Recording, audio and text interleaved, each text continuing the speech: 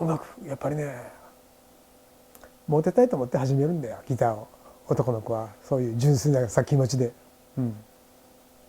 でもなかなかそううまくもいかなかったりするんだよね現実はね。でいつの間にかさその音楽の方に今度はハマっていってしまって楽しさにでもうやめられなくなってしまうみたいなね感じですよ。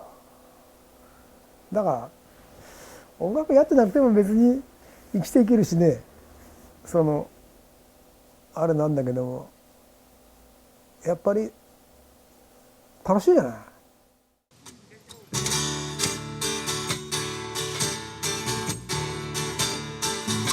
今日も日が暮れたぜ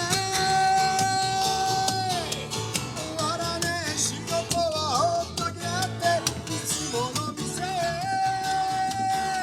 ヤングル揃えて繰り出そう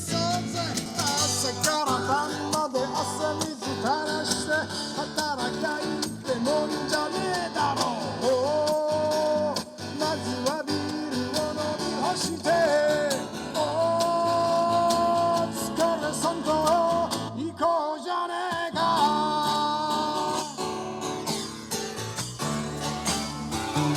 まだまだ行こうぜ二日酔いが怖くて酒が飲めるかい明日